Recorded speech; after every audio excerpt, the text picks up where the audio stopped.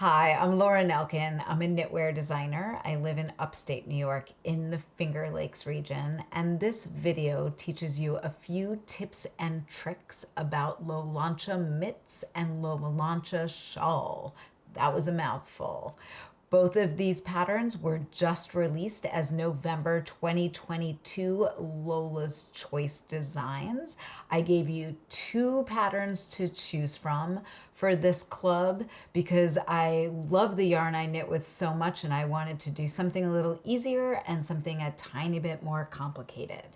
So both the Lolancha mitt and the Lolancha shawl are knit with Manchelopis, which is an unspun yarn that uses wool from the Manchega sheep on the La Mancha Plateau in Spain. I have a whole separate video teaching you how to work with this yarn, giving you some tips and tricks so that you have success with that, and I'll link to that below.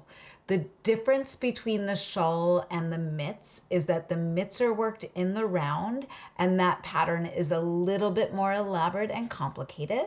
And then the shawl is worked flat and that pattern is designed to be simple and just simply slide off your needles. So if this yarn is very new, I can talk. So if this yarn is very new to you, you'll probably want to start with the shawl and then move on to the mitts. But if you've knit with this style of yarn before, or you have great success while you're doing your gauge swatches, by all means go ahead and start with the mitts. So both the shawl and the mitts use the same stitch.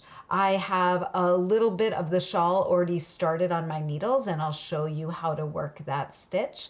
But before we do that, I want to talk to you about gauge. So working gauge for any pattern is very important, but with this yarn in particular, you will notice that your pre-blocked gauge and your post-blocked gauge are very different.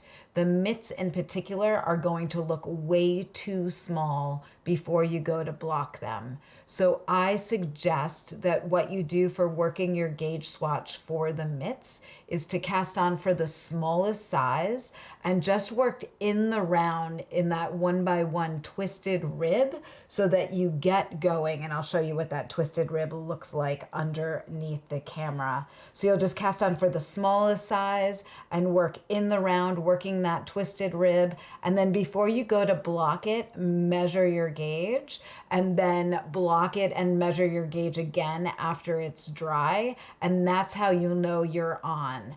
The wheels of Manchelopis that you got are quite big. So you have plenty of extra roving on here or sliver for doing your gauge swatches with.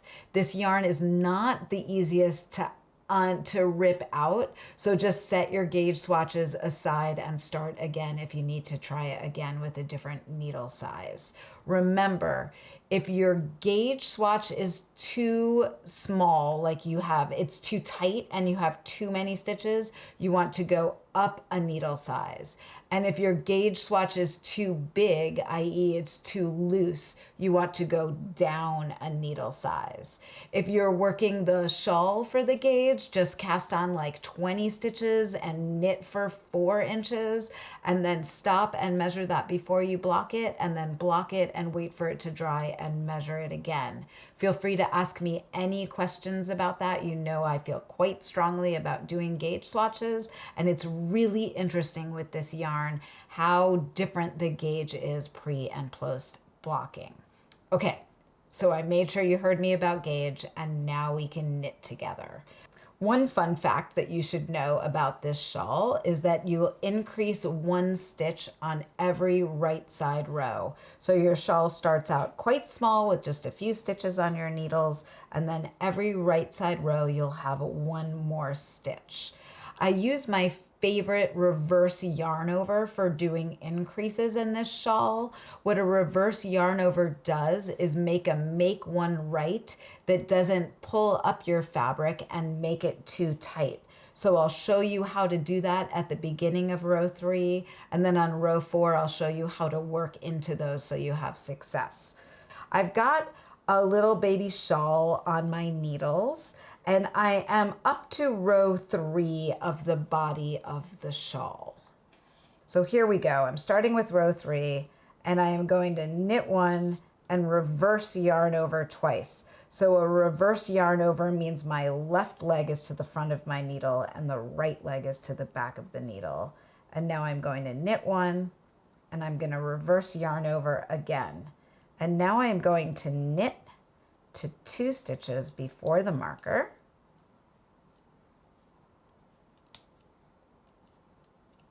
And then I am going to knit 2 together. And now I am going to slip the marker over to the right hand needle and I'm going to continue on. I am going to knit 1 through the back loop and that creates a twisted stitch. And now I'm going to bring my sliver to the front of my work and I am going to slip 5 stitches purlwise. And now I'm going to bring my yarn to the back of my work.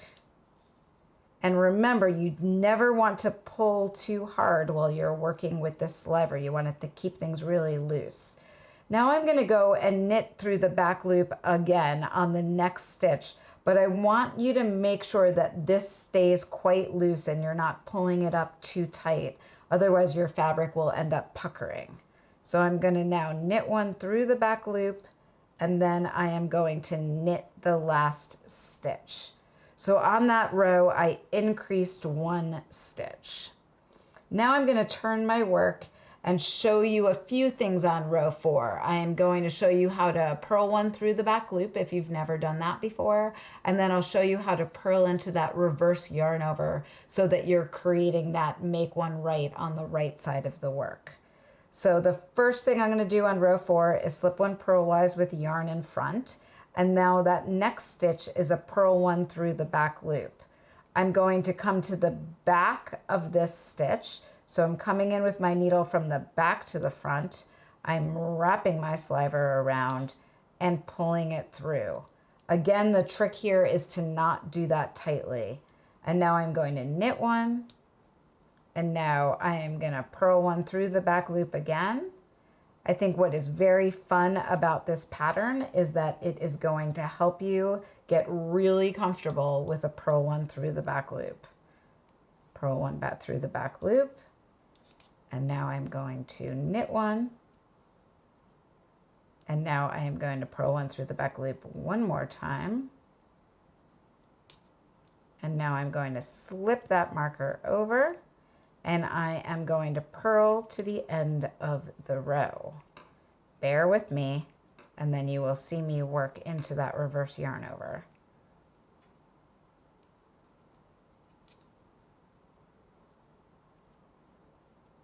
So here's that reverse yarn over right there. I'm just going to go into that front leg, wrap my sliver around, and pull it through. There's that second one. Into the front leg right there. And I purled to the end of the row. So that's great. Now I'm just going to kind of clear off my counter and get ready for row 5.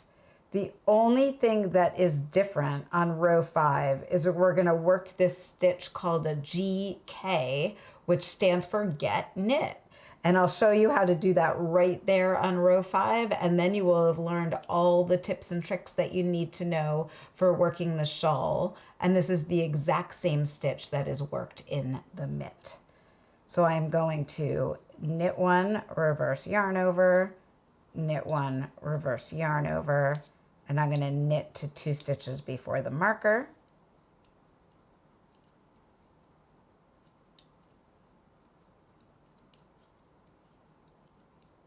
And now I am going to knit 2 together. And I'm going to slip my marker.